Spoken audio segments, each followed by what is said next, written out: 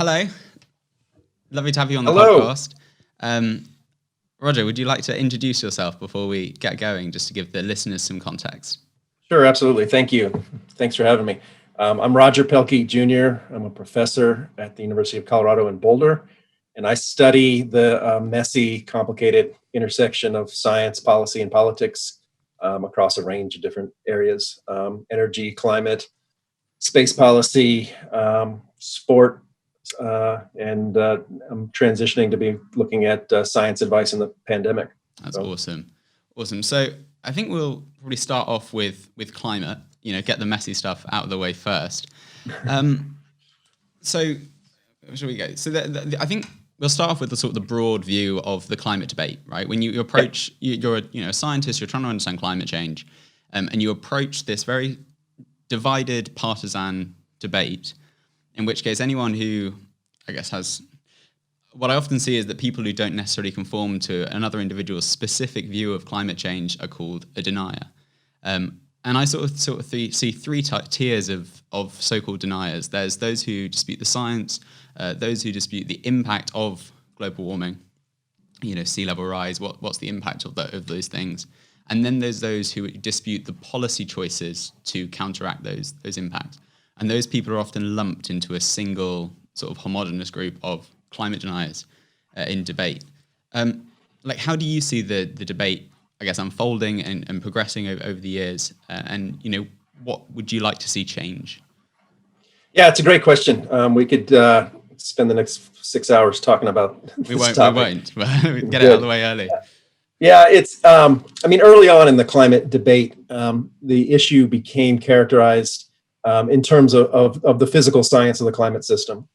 And there was an idea, and I think there's still this idea, although probably less so, that if everyone just understood the science properly, then they would all agree on policy and politics.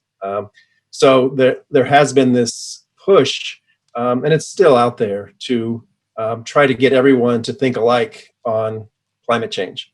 And the theory of politics behind that is that once everyone accepts the science, then they'll do the quote unquote right thing. That doesn't work in any context, really. If there's a tornado coming towards my house, I want the science and that'll tell me what to do, but that's an easy, straightforward sort of decision. Climate is characterized by pretty much every fault line in society: economics, inequality, justice, power.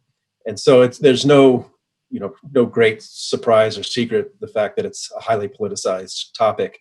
I think that the pathological part of it is that we have come to expect that science can resolve all those issues.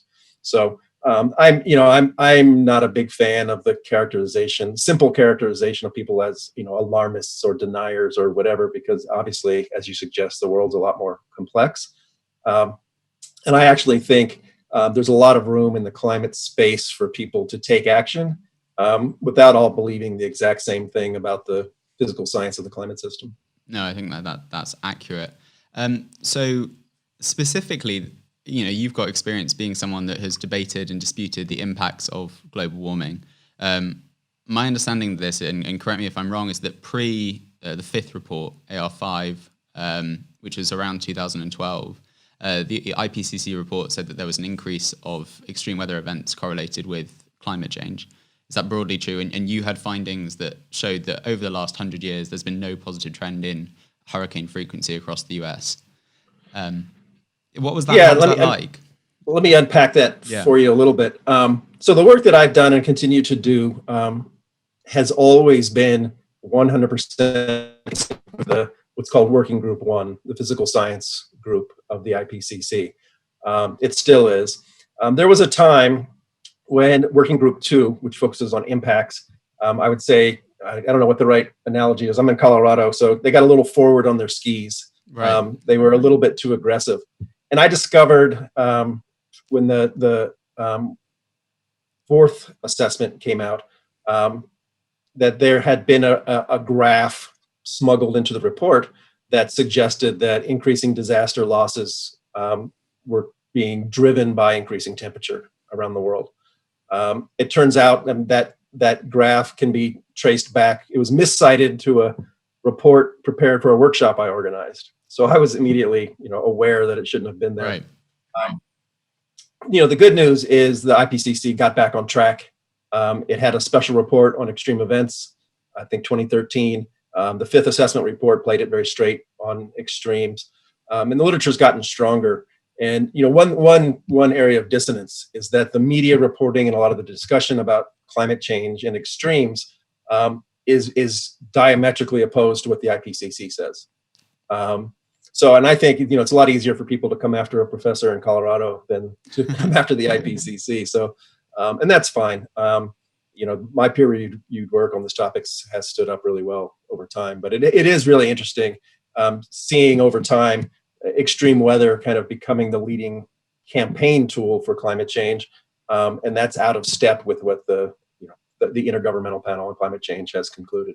There's been a few examples of this where there's been sort of the poster child for the environmentalist movement that's been, I guess, opposite to what the actual data said. So there was sort of polar bears beforehand, and polar bear populations have increased, and then polar bears went away, and then it was wildfires, for example, and trends of wildfires are down. Do you feel it's unhelpful sometimes for the narrative to be opposite to the science? Yeah, I think, both polar bears and forest fires, we could talk about them, are complicated, nuanced subjects. Yeah. And clearly climate has an impact on everything we do because we live in the climate system. So it's not surprising that there are long-term secular trends up or down in this or that phenomenon. The real challenge is the attribution question. And then after that, the policy impact question. So if you were to turn the dial down on CO2, tracing what that means for polar bears or fires or hurricanes is not straightforward. And I think in the political realm, it's always easier to have a simple, straightforward cause and effect message that's usually easy to understand, but often doesn't reflect the complexities of the real world. I get that, and that's how things work. I do think that if advocating for action on climate, and I am an advocate for action on climate, if we're going to justify that based on appeals to science, we play a really risky game if in making those appeals we're willing to overstep or mischaracterize what the large body of research actually says, because then we're risking our own credibility. So the case for action on climate is so strong that we don't need to misrepresent the science to make that case. So that's one of the frustrating things about the debate, is that it's not necessary to go there. Yeah, so I had an experience last summer where I read into climate change and so on. I went through this process where it was an odd process because I read all these claims and so on and saw them sort of systemically taken apart by various scientists and commentators. And then you get, what if all of this is wrong, right? Not, and I consider myself, a liberal person, and, I sit in a similar position to you where I advocate action on climate. But I think that it's very easy to, because there's so much complexity and you can't possibly deal with all of it, to then swing the other way and say, this climate stuff's stupid, let's just, you take an opposite position. Yeah, I think the dynamic you're talking about is and it's a reality, it's trust. Yeah. You're obviously an expert in your area. I'm an expert. I trust that you're doing good work. You trust that I do good work. And the way that's reinforced is through the institutions that we have: University of Colorado, Oxford University, the peer review system, and so on. And the minute we start seeing cracks in the foundation of those institutional processes, trust is, as you say, it can all go away. And this is why we take things seriously, like research misconduct and so on. And we can even talk about COVID and the Russian government skipping their phase 3 trials. If it doesn't work, that risks undercutting the system of drug development and so on. So I think it's absolutely essential to maintain trust, and one way to do that is to be brutally honest and upfront about uncertainties. Sometimes we discover things that don't match with a particular advocacy or media narrative. That's okay. And I think revealing uncertainties mistakes and so on actually helps to build trust. I know not everybody, agrees with that, but I think it's absolutely essential on a topic like climate, where we're going to need sustained action for many, many decades.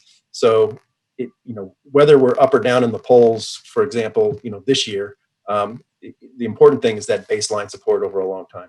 No, I'd agree. And it's one thing that I really like about scientific reports. They often put, here's a claim, here's the degree of certainty we have in this claim, and so on. Let's turn to COVID quickly, because I think this is something that's brought these issues out really prominently. We've often been told by politicians, at least in the UK, and I assume it's similar in the US, that we're going to be guided by the science at all times. And we're going to follow the clear scientific consensus. And as someone that works in science, and I'm sure you've had the same experience, it's messy and conclusions fall in and out of, out of your beliefs and so on. How do you see this sort of politics, people deciding things and scientists interacting, evolving over the coming years? Yeah, it's a really interesting dynamic, because the phrase, we're following the science, which is quite common to hear from Boris Johnson and his advisors in the UK, and in the US we hear obviously the Trump administration has little interest in science except as a prop, that they should follow the science, but that really mischaracterizes what science is capable of. Science doesn't lead, so the idea of following the science just doesn't work, and it puts science in a really unfortunate position. What science can do, and more broadly expertise, is to inform us, what our possible choices are, what the consequences of those choices might be, and lay them out so that decision makers can actually choose among them to try to achieve desired outcomes. It is confusing when you look at a setup like the United Kingdom has, let's say, for science advice in the pandemic. The chief scientific advisor, the chief medical advisor, are they advisors or are they decision makers? And it's not quite clear exactly what role they play. There's the sage, the official sage, and now a group of former officials have created the independent sage. So there's a mishmash of conflicting types of advice, but it's not clear, particularly in the UK, what role these experts are actually playing. So going forward, and the US system is just a god-awful mess, because obviously the government, particularly at the highest levels, isn't interested in hearing advice. So I think going forward, one of the things I'll be focused on going forward is over the last several decades, we've developed, based on a lot of input from people in my field, institutions and processes for providing scientific advice to government. And this is really the first true global test of those institutions.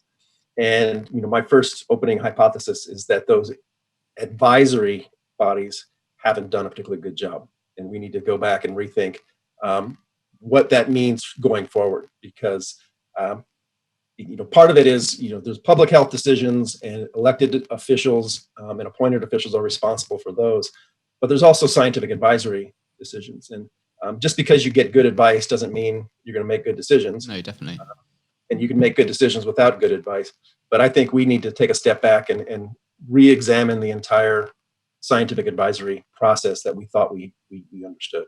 It's a really nice idea of it. Instead of just looking at let's support cause, let's try and get that particular party in power and sustain them in power for a long time. It's what can we design a system that means it will always go in the right direction. No, I think that's smart. And that ties back into the climate debate, where there's so much noise and there's so much partisan things. That doesn't necessarily resolve energy policy, for example, for the next 50 years. Right. How do you think uncertainty plays into that? So in science, particularly with things like when you're projecting 70 years into the future with climate models, or right at the start of pandemic, incredibly limited data, you've got huge uncertainty. How does that come into play in policy?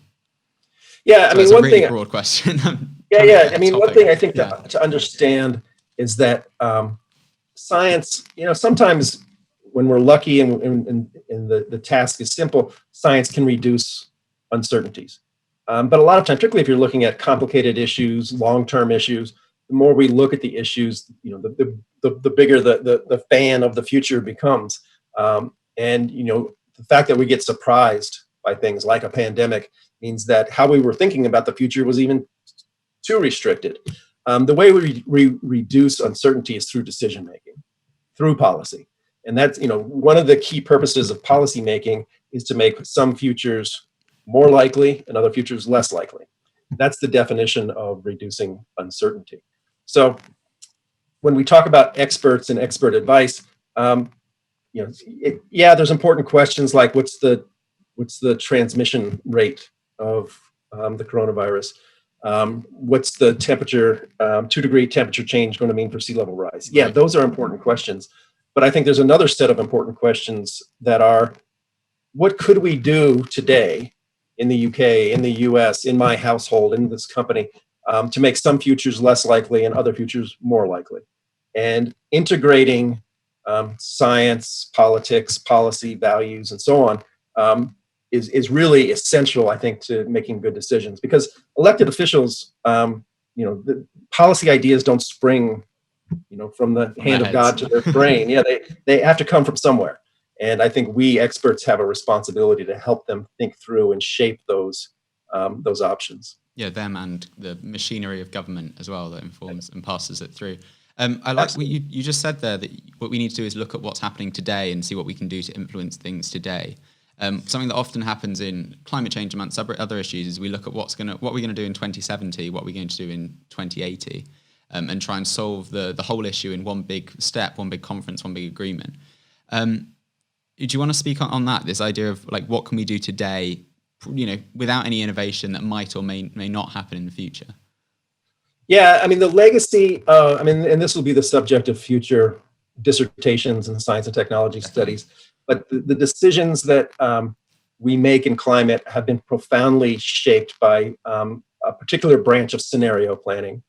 And this goes back to the 1980s and how we first assembled the intellectual architecture of thinking through the climate debate. 2100 has always been a fixed endpoint, I think only because it's a nice round number. It was more than a century ahead in the 1980s. So, but in the real world, not in integrated assessment models and so on, but in the real world, decisions are made incrementally, muddling through, we make mistakes, we course correct. And I think at some point, the intellectual side, the academic side of the climate debate started focusing on how do we optimize solutions and test them out inside of these sophisticated models, and lost sight of the fact, well, we need policies that are in place this year that help improve people's lives at the same time they're addressing a threat that we're aware of is essentially, develops over a very long time. And so there has been, and there continues to be, a lack of effective, common sense sort of strategies that build upon each other over time to get you more in the direction where you want. Now, the good news is that this Steve Rayner, a colleague at Oxford, who recently passed, he used to talk about the auction of promises. I'm going to reduce emissions 20% by 2080. Well, I'm going to do it 50% by 2050, which is easy to say, but no one's really accountable for those sort of things. And in the climate debate, we've seen a compression of timescales, and it's misinterpreted. But the widely held view that we have until 2030 to act, the shorter the time frame, the more practical the policy recommendations have to be, and the more accountable those who are advocating them are for their outcomes. So I think it's been good that the time frame for climate action has actually compressed in recent decades. Yeah, no, that is interesting. That's the opposite to what I thought you'd have said. I thought you'd have said, look, there's a long time to get things done. Let's do it step by step. But instead, what you're saying is, let's move the goalpost forward and get some. Yeah, action. It's simple to say, but a journey of 1,000 miles starts with a single step. Sure. And I am much more interested in not how do we get the last ton of CO2 removed from our emissions, but how do we get the next few reduced? And we need to talk about what those steps are in the short term so we can start moving in the right direction. And then we can talk about accelerating it and so on. But if we fixate on a 2050 target or even 2035, we're still not in the realm of the practical and pragmatic of today. One of the sort of growing ideas is with Green New Deal and so on across the world is this idea that growth and CO2 emissions need to go in, I guess, the opposite, in the same direction, so that we need to, cut GDP and then also cut CO2. Is that the position that you hold?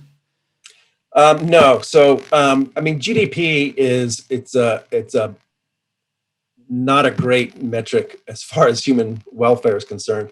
But it is highly correlated with things we care about, like infant mortality, health outcomes, education, and so on.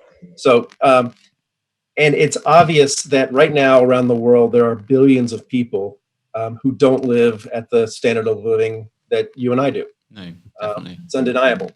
And it's also undeniable that all of those people want to achieve higher standards of living.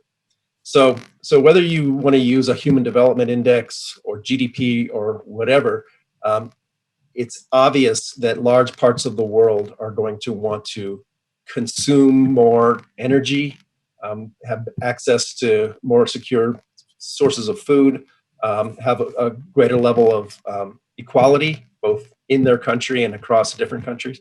So it seems obvious that whatever we choose to do on climate for the coming decades, economic growth is going to be a priority of politicians worldwide.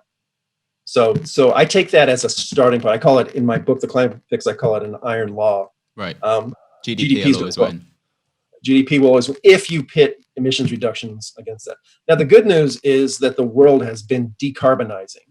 And that's a technical term that means how much CO2 we emit per unit of GDP. We've been going in the right direction. We just want to accelerate that.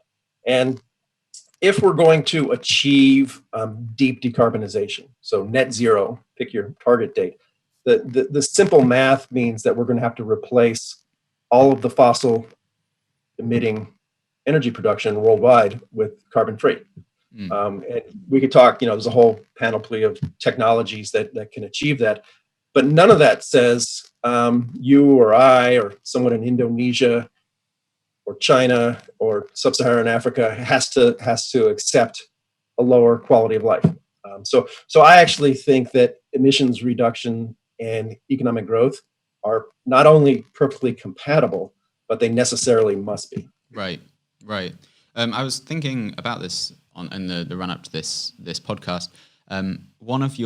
You got some grad students to look at rates of decarbonisation, and the fastest was Japan, which they reduced by, I think, 5% over 5 years when they offshored their aluminium industry.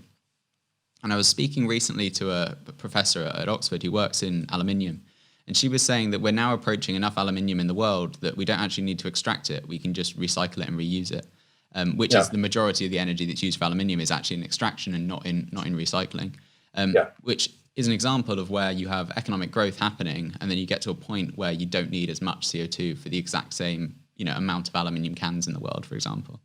Yeah, that's a great example of the dynamic of, there's a combination both of increasing efficiency.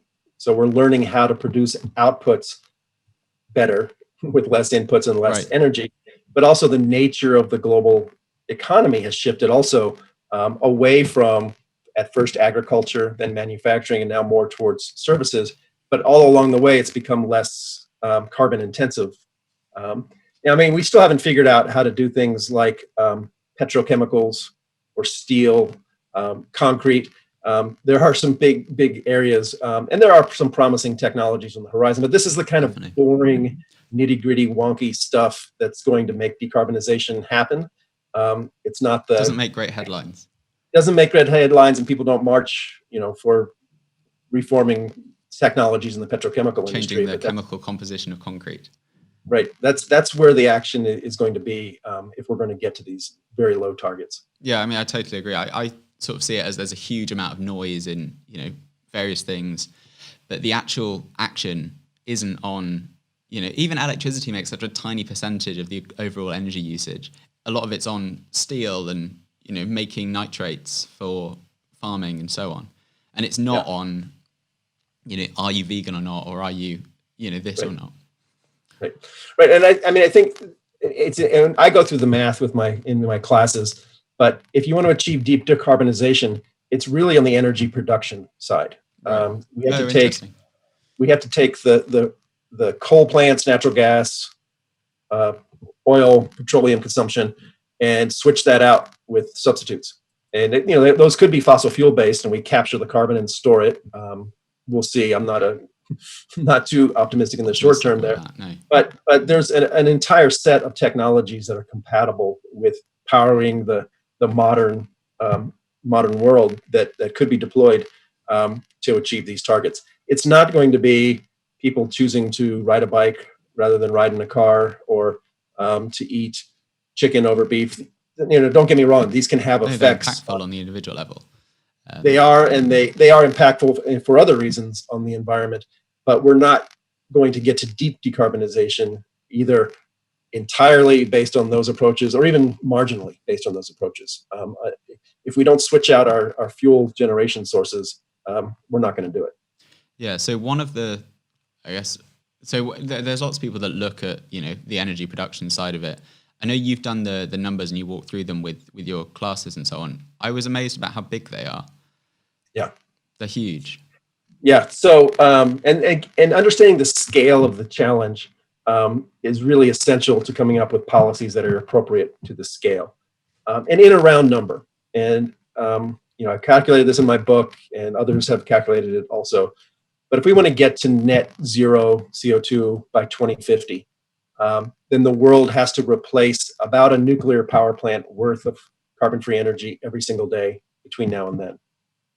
And then keep doing that, because the world's going to need more energy sources. So that's a big ask. And once you realize that fossil fuel consumption isn't going down, it's still going up.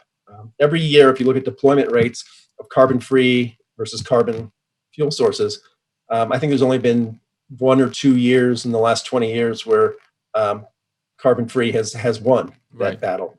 And that was, during the financial crisis, and perhaps this year during COVID.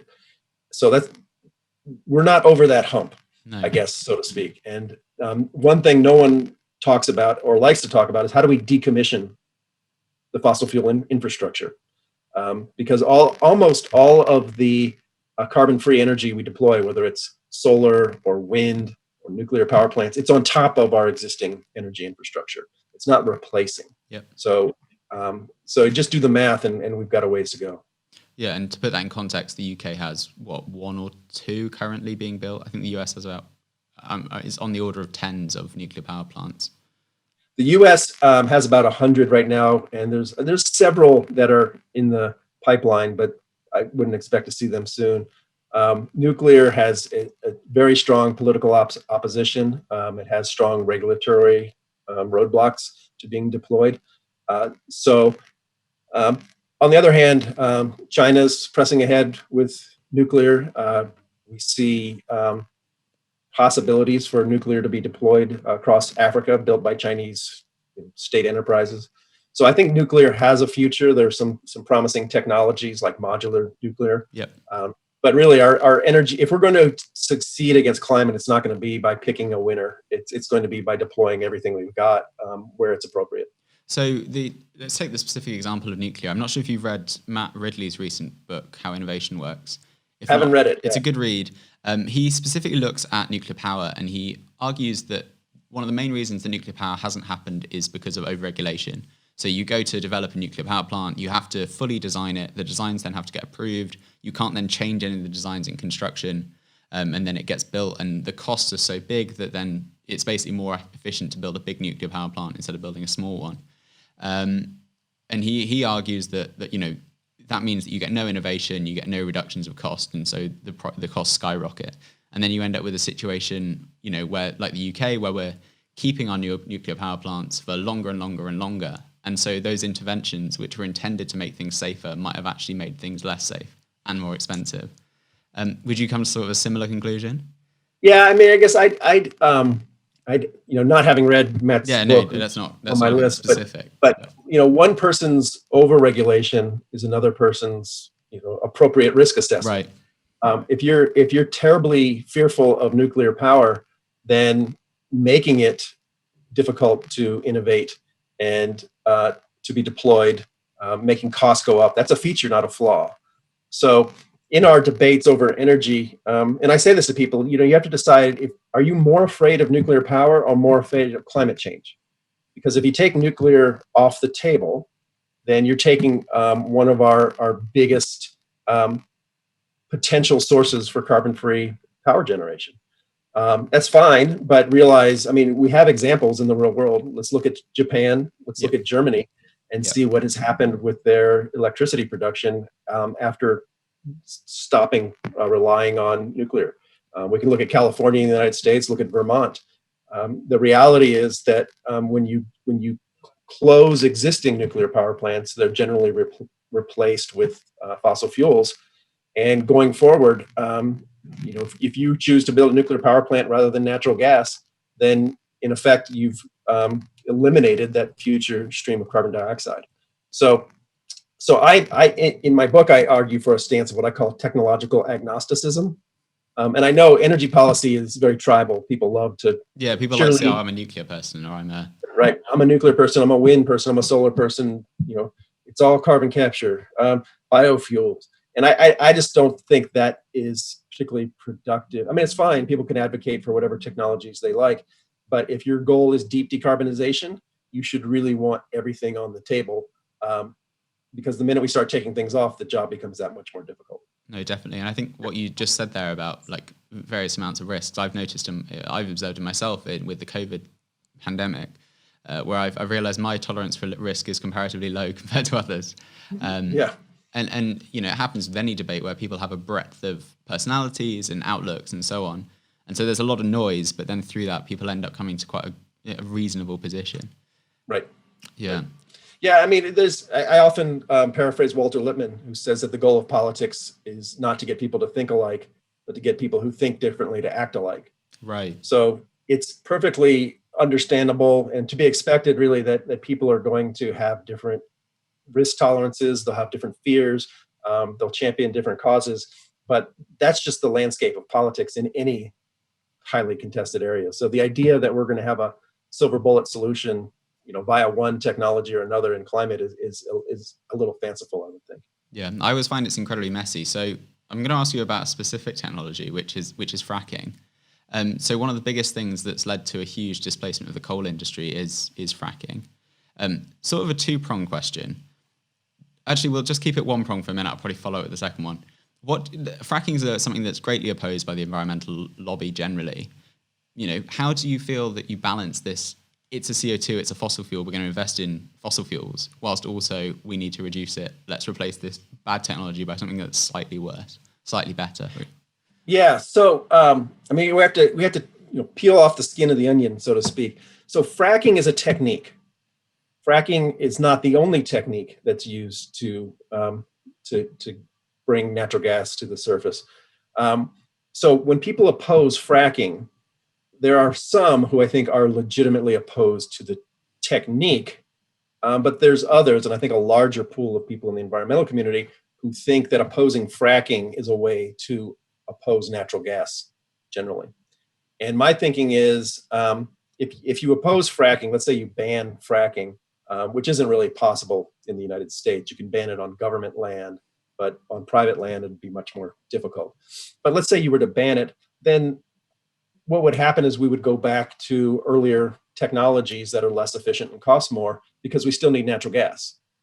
So if the goal actually is to ban natural gas, then this is something that the environmental community should come out and say quite explicitly. Right. So for example, Berkeley, California, has banned the building of new natural gas lines in new homes. So if the goal is to get us off natural gas, then sure, advocate for banning it. But if you're banning fracking to try to get rid of natural gas, all you're doing is squeezing the balloon and the air will just go somewhere else. Right.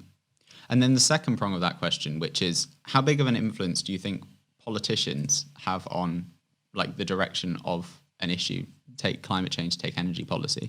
So Trump was incredibly pro coal. The whole thing was we'll save coal jobs. And there's been the biggest decline, I think, for ages of the coal industry under Trump, because of innovation in fracking and so forth. And I remember there was a moment where there are various moments when Obama said things on hurricanes, and you've said, "Oh, I don't really mind what President Obama said." Yeah. So I mean, I'll give you two answers as a political As scientist. many One is as that, you of want. course, yeah, politicians are enormously influential on the direction that's taken. I mean, in the 1970s in the United States, there was a belief that we were about to run out of natural gas, that we were going to be in crisis. Yeah. So at the time, legislation was passed that meant that all new power plants that were burning natural gas had to be able to be converted to coal, just in case, because we have enough coal to last a bazillion years. Yeah. It turns out that has, over a very long time, facilitated actually coal disappearing, because now they can shift to natural gas. That was an unintended consequence. But policymakers create incentives, they create markets, they regulate markets. So yeah, of course, enormously influential. At the same time, there's a class of issues that I would put much more in the symbolic, the more classically political. So when Trump was appearing with coal miners standing behind him, saying he champions the coal industry, my view is he wasn't talking about the coal industry. He was saying, "Hey, you ordinary Americans, just with high school degrees, I'm with you. Right. I got your back." And it was a very powerful symbol. And when Obama says we have more fires and hurricanes and floods, there's some. Or Macron talking about the Amazon, or. Yeah, there's some elements of, of course, of scientific reality there, but there's also some overstepping. And, he's not saying anything other than, "Hey, environmentalists and climate campaigners, I'm with you. I'm on your side." Same thing. And that's the part and parcel of politics, and it's fine. The problem is when politicians use their platform to actually advocate for things that can have a negative effect. So Trump saying, inject yourself with bleach, not a good idea. Not a good idea. That can be, go from the symbolic to the real world pretty quickly. No, definitely. No, I think that's a nice balanced two answers. And then I guess the final question is, how big of an impact do you think that climate activism has on climate policy? Do you feel decision makers are quite insulated, or do you think sort of post last year's climate activism, the position has changed quite significantly?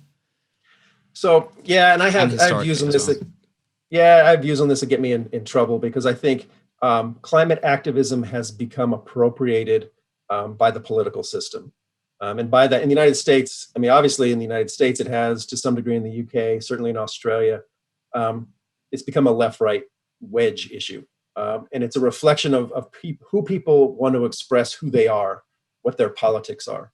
And it has encouraged politicians giving what I would call lip service to the climate issue without serious efforts to develop legislation that can survive over many decades. So, I mean, if you trace, go back at least to the Clinton administration, things became much more partisan, I think, after that. But the issue has been dominated by presidential statements, executive orders, and the reality in the U.S. system. If you want to have lasting systemic change, you need to have legislation passed by Congress, which means Republicans and Democrats to some degree have to come together. And in the U.S., basically the abandonment of a legislative strategy to deal with climate change is reflective of how politicized the issue has become. And I think campaigners, the minute that you shift from saying I want climate action to vote for this presidential candidate or vote against that presidential candidate because of climate, I think we risk losing the policy battle right at that point. No, that makes sense. And do you feel that, at least the Democratic Party is shifting towards big sums, $2 trillion for climate action? In the UK, we've had Labour in the last election ran on a campaign of planting 2 billion trees, which works out at something like 200 per minute until 2040. These are quite extreme, promises in an election. Do you feel that we're actually approaching taking, sufficient action? No, is the short answer. I mean, if you take a look at Joe Biden's plan, and I'm going to vote for Joe Biden. But if you take a look at his plan, which is to get the U.S. off of fossil fuel electricity generation by 2035, there's nothing in his plan about how we decommission all of the existing fossil fuel power plants in the country. Which means retiring a plant every day and a half Right. between now and then. So on the one hand, he's responding to political pressures from an important constituency, but really hasn't tackled the challenge of how do we actually do this. But the good news is that for Biden's plan, whatever its shortfalls might be, if he's president for 4 years, we're going to be able to tell within the first year or two if he's on track towards that goal. 2035 is close enough in the future that a president who's going to be around until 2025 can be held accountable. Yeah. So I think if nothing else, the climate debate is moving from the mostly symbolic to more and more practical and policy oriented. And we're going to have to start asking questions like, how do we do this? Because in the United States, coal is going away. There's no doubt coal's going to be reduced. That's going to make it look like we're making progress on reducing emissions. Yeah. But once coal is gone, then we have to start on natural gas and gasoline. Much harder challenges in the U.S. system. But I am optimistic that that things are moving in a positive direction, just not fast enough to achieve these near-term targets. And it's what we were saying earlier about it's all the stuff that really matters is the boring stuff you're never going to put in a manifesto. Right. And it's often innovation that you don't necessarily know the date at which it's going to happen. Right. I mean, if you look at fracking, whatever people think about fracking was an overnight success story that took 30 years to develop based on public and private partnerships dating to the 1970s. And it was turgid, boring stuff that no one was interested in until it became widespread and hit the marketplace. Yeah. And what we should be thinking about is in the carbon-free area, what are the technologies of 2040 or 2050 that will be emerging, that we're going to be developing starting yesterday and today. Yeah, that's how this challenge is going to be taken on, and it takes a long time for systemic change, particularly something as big as the energy system. Amazing, perfect. Well, I think we'll leave climate change there. Have you got time for a couple more like lighthearted topics? Absolutely. Brilliant. So first one, I'm a big runner. I'm not sure if you run as well. And I've got one of these pairs of... Slower than you, I'm sure. I'm not a particularly good runner. I just run long distances because then I can go slower. I've got a pair of these Nike trainers that have a carbon plate in the sole. They're like 50. Oh, nice. Versions. So you're super fast. Yeah. Well, they're the 50-pound versions instead of the 300-pound ones. And I put them on and I went noticeably quicker. So I went out for a casual run and I got my record 5K by 30 seconds or so on, which is quite a substantial difference for someone who runs quite often. So that to me feels in some ways incredible. And this is awesome that I've got this technology. It means I'm suddenly way fitter without any more training. On the other end, it's a little bit cheaty. You did a lot of work on Oscar Pistorius, and before that that story took a sour turn. Where do you sort of see this balance in sport between innovation and technology, and technology improving and that being a good thing? Yeah, so I'll give you two answers to this one also. So one answer is, of course, across sport, we see technological innovation changing the nature of the games and the competitions.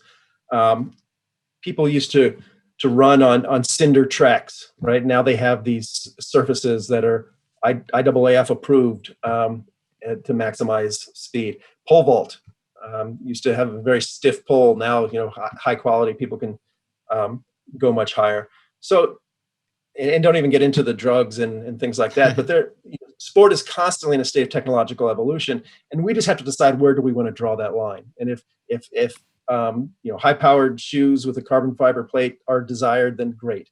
The problem is, and this is a challenge for sport, is an equity problem.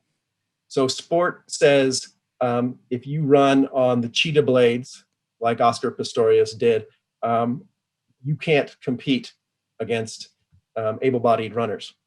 But if you're able-bodied, you can strap on this other technology, the Nike Vaporfly, and compete.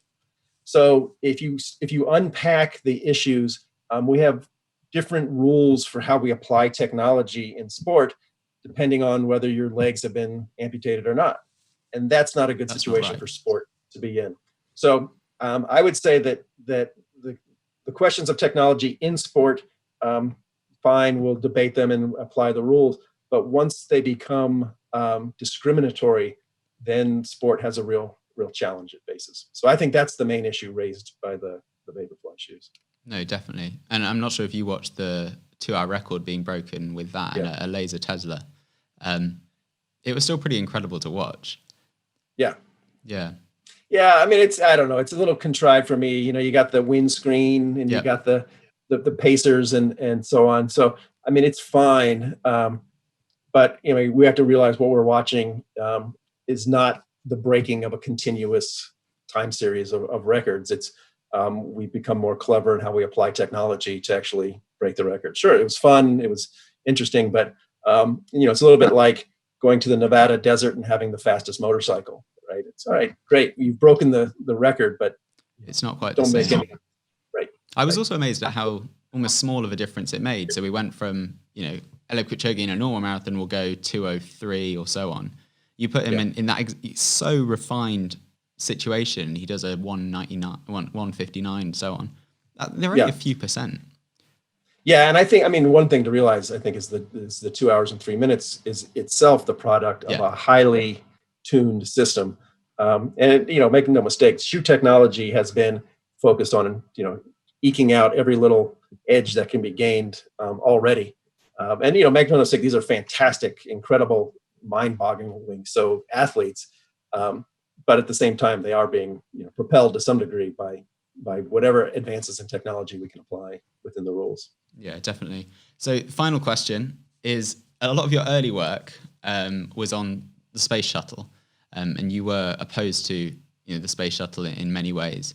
We're sort of entering a new era of like, post-space shuttle American space policy, and there's other space policies around the world. What are your views on that? Yeah, if you take a look at the space shuttle, which, you know, goes back almost 50 years in its initial conceptions, the idea was at the time that we were going to build a space shuttle. It was going to take us to a space station. The space station would then be the launching point to go to Mars. And that was called the next logical steps. Right. Space shuttle was step one.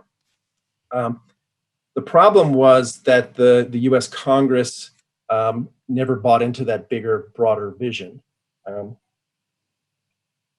NASA thought they could force them to politically. And we got in a situation where NASA's planning was focused on the ambitions that it had, not the budget that was available. So there is a lot of talk now about a space program, publicly funded, that would return to the moon, maybe go to Mars.